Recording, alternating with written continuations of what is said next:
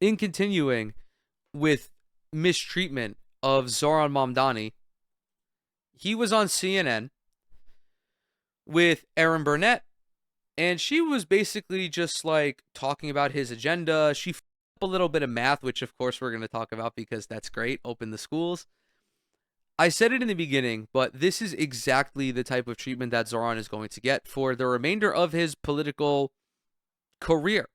As someone who is an anti-capitalist or holds any sort of anti-capitalist ideology, you present an inherent threat to the establishment. He is a particular threat because he's handsome, he's charismatic, he's well-spoken, he has a clearly defined policy agenda, and he compels people to want to vote for him. That is not good for the capitalist class, which, do not get it twisted, all media organizations are members of the capitalistic class. There may be partisanship between MSNBC or MSDNC, as Trump called it. He still got it sometimes. CNN and Fox News. But when it comes to operating at the behest of capital owners, when it comes to operating at the behest of the military industrial complex, in that much, they are aligned. So Zoran did this interview. We're going to watch it on 1.25 speed because it is 16 minutes long and I don't want to be here for fucking 17 years. But let's go ahead and let's get into it. New York Mayor Eric Adams formally announcing tonight that he's going to go head-to-head with the Democrats' new rising star, Zohran Mamdani, as an independent candidate in the mayor's race in the biggest city in America. Now, we're going to speak to Mamdani live in just a moment. But first, take a listen to Mayor Adams' attacks right out of the gate today. This election is a choice between a candidate with a blue collar and one with a silver spoon. A choice between dirty fingernails and manicured nails. This is not a city. The implication that Eric Adams is blue collar is so fucking funny. My man, you're a former New York City police officer. You are not blue collar by any fucking stretch of the imagination. That is an insane thing to say. Zohran Mamdani, the son of two immigrants, was born with a fucking silver spoon in his mouth, is a wild juxtaposition to try to impart. When you use idealism to state you're giving everything to everyone for free, there's no dignity in someone giving you everything for free. There's dignity in giving you a job so you can provide for your family and the opportunities that you deserve. So this is not a city of handouts. This is a city of hands up. Yeah, dude, there's so much dignity in working a job and still not being able to pay your fucking rent because Eric Adams raised it 8%. I stole that from Zoran. I'm going to keep stealing it because it's fucking good. Yeah, dude, there's dignity in being on the verge of homelessness. There's dignity in not being able to fucking feed yourself. How do people like this guy? I literally don't get it. How does this guy have any base of support? It's mind-boggling to me. He's got like 60% disapproval. How he has a humiliation fetish. I think that there's a large swath of elected officials who have a humiliation kink.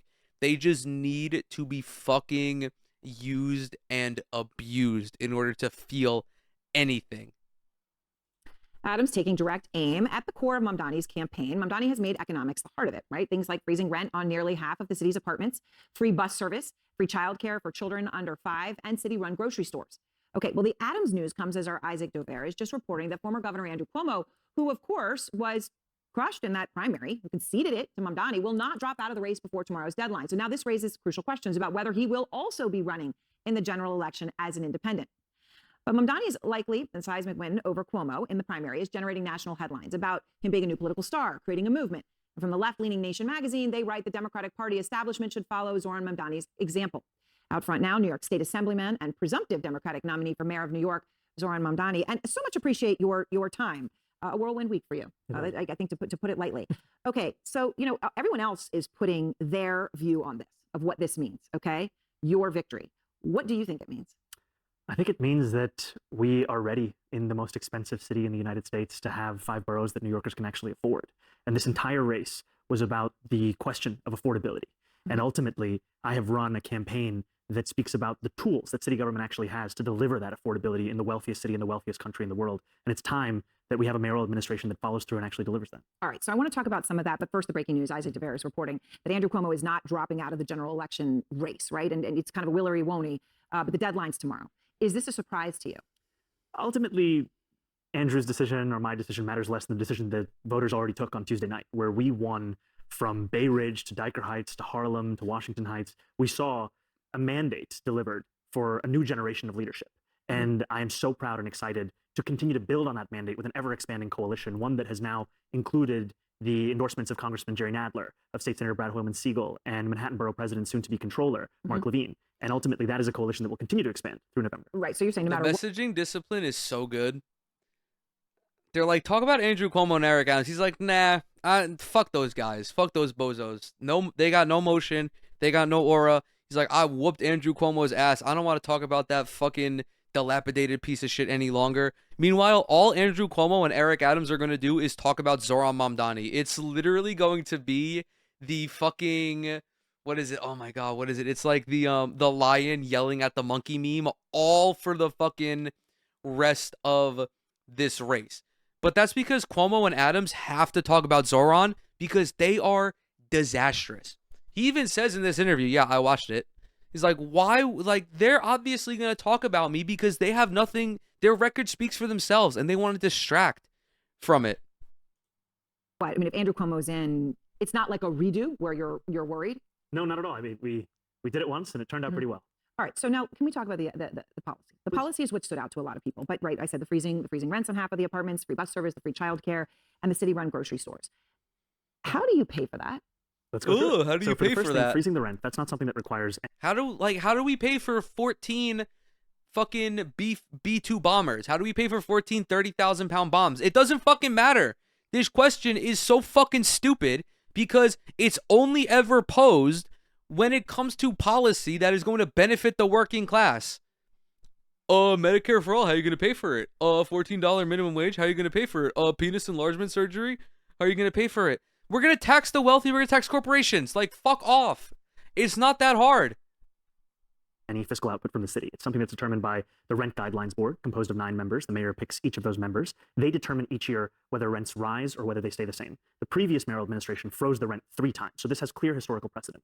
When it comes to city-run grocery... Even Adams, you're saying Adams. No, this is prior. Okay, to okay. Adams. He's the current one who has raised it 9% on those same New Yorkers, pushing them out of their homes. City-run grocery stores, I proposed a pilot program of 1 store in each borough. These are 5 stores in total. The total cost of this is $60 million. By the way, the rising rents impact everybody because even if you have like a quote-unquote mom and pop landlord, if the market rate goes up, they are also going to increase their prices. That's price leadership. That's how this works. There was a lawsuit brought against a fucking I think it's I don't know the appropriate term, but it was like a real estate company who developed this algorithm that just jacked up rent prices. They all colluded with one another to jack up rent prices. And then, of course, all of the other mom and pop landlords, quote unquote, wound up raising their rents because they want to compete with everybody else. Freezing rent is not a fucking radical idea. That shit is the fucking bare minimum. Like, you're paying $3,500 a month for 800 square feet in New York City. Yeah, you're going to think that your rent should not be that fucking high. Is less than half the cost of what the city is already set to spend on a subsidy program for corporate supermarkets that has no guarantee of cheaper prices or collective bargaining agreements or even accepting So you're SNAP or not WIC. looking at some like Soviet Union grocery stores on every corner. They're going to be run by the government. No, what I'm looking at is how to solve the very clear twin crises of affordability when you go to the grocery store and food deserts, which disproportionately impact Black and brown New Yorkers across the 5 boroughs, where I've heard directly from New Yorkers who say, why is it that I can find 6 fast food restaurants in a 5-block radius, but I can't find a place to buy groceries? But The Red Scare did irreparable damage to everybody born before 1990. So you mean you don't want Soviet Union style grocery stores? You don't want to have a North Korean bodega style supermarket system? Like, no, dumbass. What the fuck do you mean? What the fuck do you mean? The DNC bubble is impenetrable. There are programs like this all throughout the country in all different kinds of income areas, in red and blue areas, and guess what? They are overwhelmingly popular. Why? City-run, municipality-run grocery stores operate at wholesale. They buy and sell at wholesale. They don't have to worry about paying rent. They don't have to worry about paying taxes. More importantly, they don't have to worry about turning a profit like private supermarkets do. Supermarkets are a very low margin business. So if a company like Stop and Shop doesn't expect that they're going to be able to make a lot of money in an area, they're not going to serve that area. They are serving the profits of the shareholders and not the people who desperately need this produce. They need actual food. They need to be able to go to the store and buy fruits and veggies and meat and beans, not just go to the fucking bodega and subsist off of Takis and Funyuns. Five boroughs, 5 grocery stores, but that can't be the goal. Well, I mean, the idea is the goal you want them on every. But in New York things do go. There's a nail salon on every corner. There's a grocery store on almost every other corner. I think ultimately I'm guided by outcomes. If this pilot succeeds in guaranteeing cheaper groceries, as I think it will be, then yes, it should scale up. If it doesn't succeed, then no, it shouldn't, because what New Yorkers want are results. And then it comes to making buses free and universal childcare. Right. These are things that cost around $700 million. Erin Burnett is looking at this guy and asking, so like, do you think that poor people should be able to eat food? Because I don't. I don't think that poor people should be able to eat food. I don't want to go to the supermarket and see poor people. I'm scared of poor people. I think that they should all just fucking die.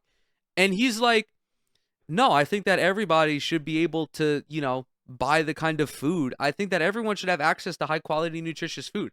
This isn't really like a radical thing. People hear this and they're like, this sounds kind of reasonable. Actually, Donald Trump literally ran on reducing the price of groceries.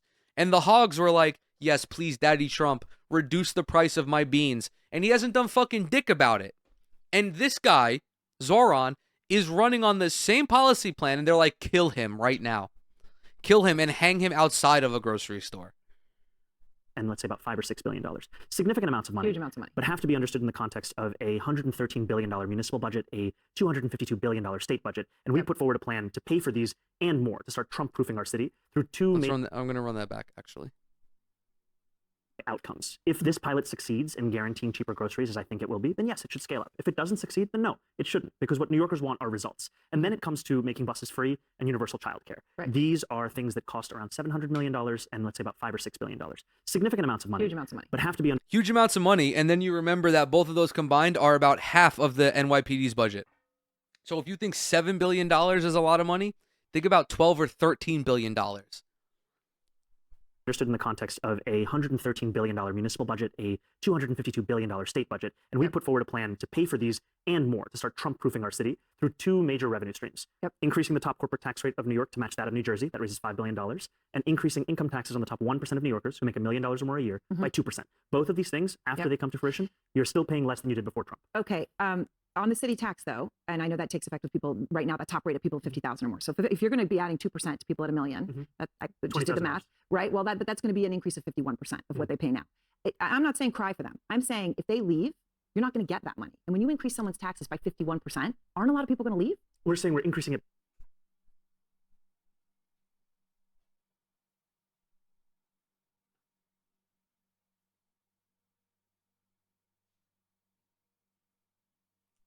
How much more can we open the schools?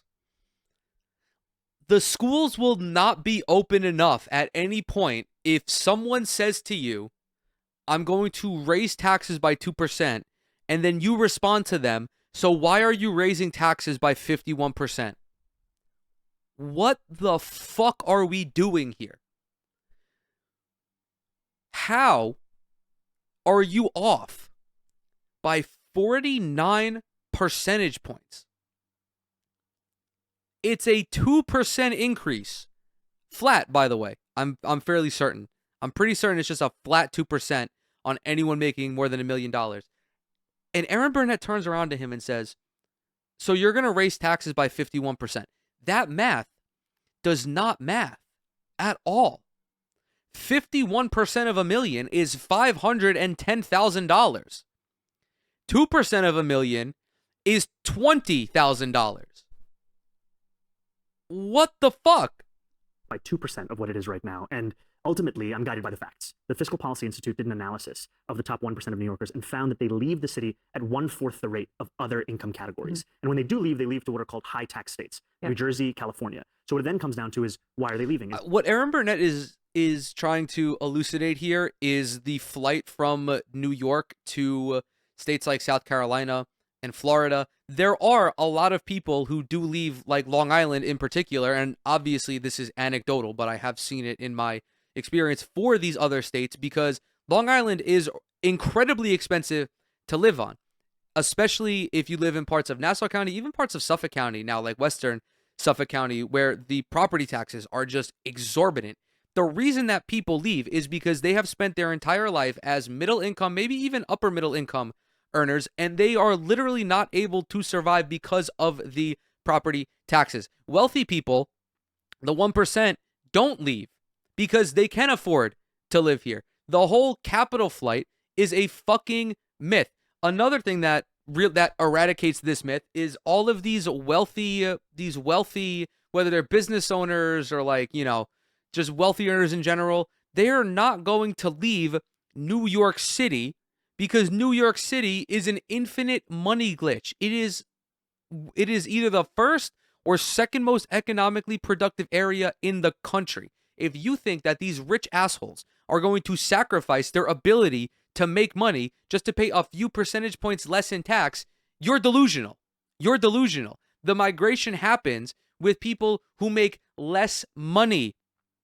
Because when you make less money, the larger percentages affect you more than it does someone who makes more money than you. Is it fiscal policy, or is it actually quality of life? And I've heard that time and again from wealthier New Yorkers, from all New Yorkers. So it's talk. They're going to go to Florida and all you think is talk. In 2021, when I came to the state assembly, we had the same fight to fund public schools, to raise taxes on billionaires and corporations. We were told millionaires would flee. Yep. And we now have more millionaires. Okay, so the New York Times is saying the mayor. This also doesn't pan out when you look at other fucking states like Massachusetts. It's called Taxachusetts for a reason. The residents of Massachusetts pay incredible taxes, much like every other fucking blue state. Their millionaire tax is double what Zohran Mamdani is proposing, and yet there has not been a tremendous exodus of wealthy people from Massachusetts. Trying to gather business leaders to support him, to say this is going to be bad. And Bill Ackman, billionaire hedge fund manager, of course you know of him, New Yorker, he said he agrees with you that the city's broken, okay, but he has a real problem with your economic policies. He said the ability for New York City to offer services for the poor and needy, let alone the average New Yorker, is entirely dependent on New York City being a business-friendly environment and a place where wealthy residents are willing to spend 183 days, the amount you need to be taxed, and assume the associated tax burden. Unfortunately, both have already started making arrangements for the exits. So you just think that isn't going to add up. And by the way, that corporate tax rate that you're talking about, that's a big increase. That's matching 7.25% going to 11.5%. And the point of it is that if it works for our regional neighbor, why can't it work for us? And with Bill Ackman, this is someone who put $500,000 into Andrew Cuomo's super PAC, someone to whom clearly money is not an issue. And ultimately, even for him, life would get better. Because what I'm looking to use this money for is to make the quality of life across the city better. Okay, so when people say democratic socialist, right? And I'm curious what you... Who gives a fuck about what Bill Ackman thinks? Bill Ackman can suck my fucking dick. If I'm someone striving for a more equitable and equal society, I don't give a flying fuck about what the 1% has to be about me. About what the 1% has to say about me. You are my enemy. You are my nemesis. I want to be a fucking thorn in your side for the entirety of my existence. I want to be Tony Allen. I want to be Gary Payton. I want to be prime LeBron James. I want to give you problems consistently, because you have benefited tremendously from this system. You have benefited tremendously from the infrastructure that the government has laid for you. You are not entitled to keep all of your fucking money. I'm sorry. That does not happen. And 2% is fucking meaningless to somebody like Bill Ackman, okay? It's meaningless to somebody like Michael fucking Bloomberg. They are not going to leave New York City over 2 fucking percent. They probably wouldn't even leave New York City over 5 fucking percent. You think this means? I mean, do you like capitalism? No, I have many critiques of capitalism. And I think ultimately the definition Based. for me of why I call myself a democratic socialist is the words of Dr. King decades ago. He said, call it democracy or call it democratic socialism. There must be a better distribution of wealth for all of God's children in this country. And that's what I'm focused on is dignity and taking on income inequality. And for too long, politicians have pretended that we're spectators to that crisis of affordability. We're actually actors. And we have the choice to exacerbate it, like Mayor Adams has done, or to respond to it and resolve it, like I'm planning to do. Okay. So, for people who say that America was built on, and a lot of immigrants, and obviously you speak from an immigrant experience. I mean, you came as a young child, but you speak to a lot of people who came much more recently, that they come to America because they believe in capitalism. They believe that if they work hard and make a lot of money, that that's part of the American dream. Do you think that's not part of the American dream? That is such gracious framing. I think people don't immigrate because they like capitalism. Well, some people do. Depending, Cubans, a lot of older Cubans weren't fond of Castro's government or Batista's government, and they immigrated to the United States. But most immigrants, they flee their home countries for due to political instability, due to economic instability. It's not whether or not they like capitalism. It's about whether or not they can provide a life of dignity for their family. And Zohran goes on to say, virtually, that it's not about fucking capitalism. It's just not. I think the dream at its core is a dream for stability in one's life. And Yeah. what you're saying, that you work hard enough and that you then reap the benefits, too many New Yorkers and Americans for that matter are working 8 hours and then still feeling like they haven't made enough money to keep living in the city they call home. And ultimately, what I'm focused on is making the city affordable for everyone, not to win an ideological argument, but to deliver on the mandate of when this Mayor campaign. Adams, you just heard him come out and he said, This whole, this is just fucking, this is bullshit. Who gives a fuck about the capitalism versus socialism debate when you can't pay your rent and when your fucking utility bills go up? It's so dumb. The whole, people who glaze capitalism, obviously Erin Burnett working for CNN, so she's obviously going to glaze capitalism. They're like, capitalism is so great. And it's there's 1 million people that are homeless. 60 to 70% of the country lives paycheck to paycheck. Childcare is prohibitively expensive. What is so glorious about capitalism that 99% of people can't live a life with fucking dignity? What's so glorious about capitalism when people have to work 45, 50, 55 hours a week just to be able to keep their fucking lights on? What's so glorious about capitalism when people don't have time for leisure? They can't take 2 weeks off to travel out of the country to go see their family, or to even travel out of the state and go see their family. There's nothing glorious about that. There's nothing glorious about having to fucking struggle and to survive.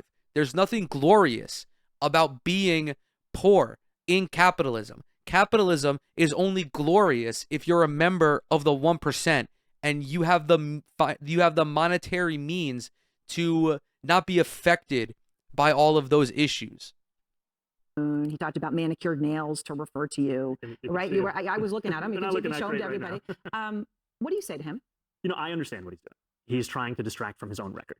His is a record where he raised rents on more than 2 million New Yorkers by 9%, and he's considering another 8% increase. His is a record of raising the water bill to the highest in 13 years, supporting Con Edison when they wanted to increase New Yorkers' gas and electric bills by $65 a month. I would much rather talk about me than I would about his record if I was him. And so that's what he's going to be doing over the next few months. And we will continue to remind New Yorkers what's on the ballot. It's affordability. I just want to play, because that's what this is, play more of Mamdani telling his story. So to quote the words of a famous New Yorker, allow me to reintroduce myself. I was born in Kampala, Uganda, in East Africa. I was given my middle name Kwame by my father, who named me after the first prime minister of Ghana. Now, I moved to the city when I was 7. This is the city I fell in love with, the city where I got my citizenship. He's been in the New York Assembly for 4 years, and before that, he was an aspiring rapper under the name Mr. Cardamom. Listen.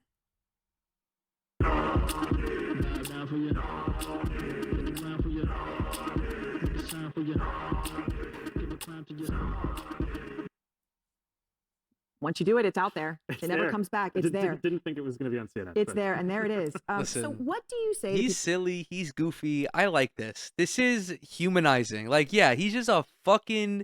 He's a goofy old motherfucker. It's fine. He said something... He said, he's a little cringe. It's fine. That Jay-Z line was a little cringe, but it's funny. It's endearing. It shows that he's a normal ass person. Like, oh yeah, you know, he's a former rapper. So what? It's funny. The song is a banger, by the way.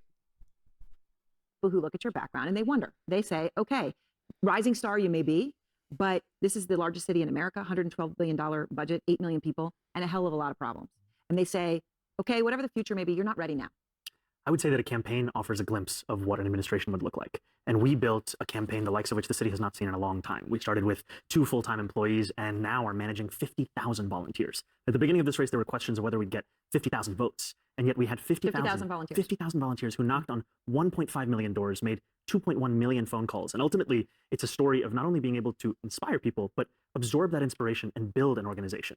And I think that's also the story of what it means to run a city, that you are ultimately responsible, but you're also determined by hiring the best and the brightest. And that's what I will be doing in City Hall. I'll be hiring those that have a clear track record of excellence, of results, that come from a wide variety of mayoral administrations, and finally bring public excellence back into the public sector. All right, so you caught a lot of attention for confronting Tom Homan, Trump's border czar, about the deportation policies, which have a lot of impact here in New York. Here you are. Do you believe in the First Amendment, Tom Homan? So that moment went viral. All right. Then after the primary, Homan was asked about your plan, which is on your website. You said that you would end the city's cooperation with ICE agents that has been going on under Mayor Adams. And he has spoken out. Here's what he said. Good luck with that. Federal law trumps him every day, every hour, every minute. We're going to be in New York City. Game on. We're coming. Ugh, he's so Game gross. on. He's coming. What he do you just say? looks like shit. He looks like a fucking wrinkled beluga whale. Ugh. Trigger warning next time. Oh my God. That I'm going to be here to stand up and fight back. And unlike the current mayor, I'm not going to be working alongside the Trump administration to build the single largest deportation force in American history. I'm going to actually represent each and every New Yorker. And that includes immigrant New Yorkers. And that means standing up for the laws of this city, like our sanctuary city policies, which have kept New Yorkers safe for decades and were defended by Republicans and Democrats alike for years until we got this mayor who fearmongered about them so extensively. Does that involve? The Trump's approval on immigration is fucking tanking. This approach will resonate with people. Americans do not like watching their fucking neighbors and people in their community be ripped away under bullshit circumstances. Trump is like, what, minus 16 points on immigration now? It used to be his best fucking policy. This is what you should be doing. This is what a fighter looks like. Eric Adams is a fucking cuck. He is being blackmailed and extorted by the Trump administration because he's a corrupt fucking goon. The NYPD? It means that the NYPD would actually serve New Yorkers and not assist ICE in their operations. We recently saw ICE agents. So they would not assist ICE? Not assisting ICE because ultimately their job is public safety.